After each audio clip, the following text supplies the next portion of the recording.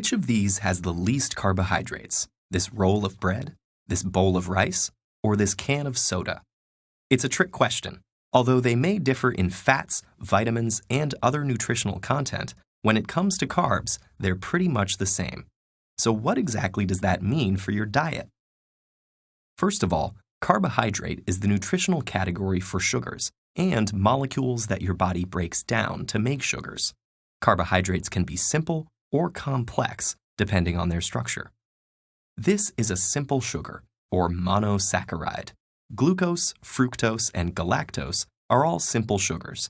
Link two of them together, and you've got a disaccharide, lactose, maltose, or sucrose.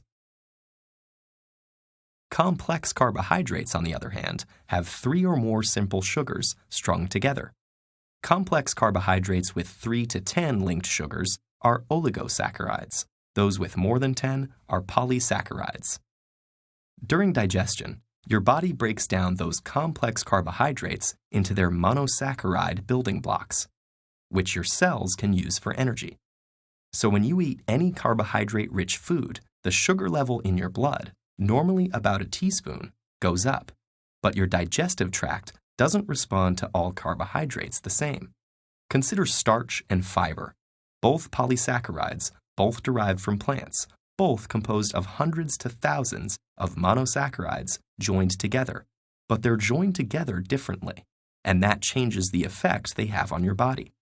In starches, which plants mostly store for energy in roots and seeds, glucose molecules are joined together by alpha linkages, most of which can be easily cleaved by enzymes in your digestive tract. But in fiber, the bonds between monosaccharide molecules are beta bonds, which your body can't break down. Fiber can also trap some starches, preventing them from being cleaved, resulting in something called resistant starch. So foods high in starch, like crackers and white bread, are digested easily, quickly releasing a whole bunch of glucose into your blood, exactly what would happen if you drank something high in glucose, like soda. These foods have a high glycemic index, the amount that a particular food raises the sugar level in your blood. Soda and white bread have a similar glycemic index because they have a similar effect on your blood sugar.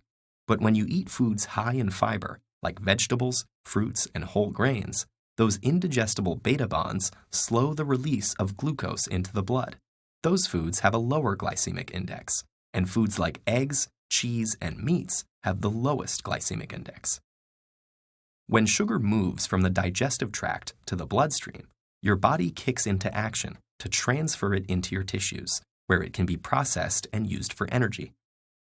Insulin, a hormone synthesized in the pancreas, is one of the body's main tools for sugar management. When you eat and your blood sugar rises, insulin is secreted into the blood. It prompts your muscle and fat cells to let glucose in and jumpstarts the conversion of sugar to energy. The degree to which a unit of insulin lowers the blood sugar helps us understand something called insulin sensitivity. The more a given unit of insulin lowers blood sugar, the more sensitive you are to insulin. If insulin sensitivity goes down, that's known as insulin resistance. The pancreas still sends out insulin, but cells, especially muscle cells, are less and less responsive to it. So blood sugar fails to decrease, and blood insulin continues to rise. Chronically consuming a lot of carbohydrates may lead to insulin resistance, and many scientists believe that insulin resistance leads to a serious condition called metabolic syndrome. That involves a constellation of symptoms, including high blood sugar, increased waist circumference, and high blood pressure. It increases the risk of developing conditions like cardiovascular disease and type 2 diabetes. And its prevalence is rapidly increasing all over the world. As much as 32% of the population in the U.S. has metabolic syndrome.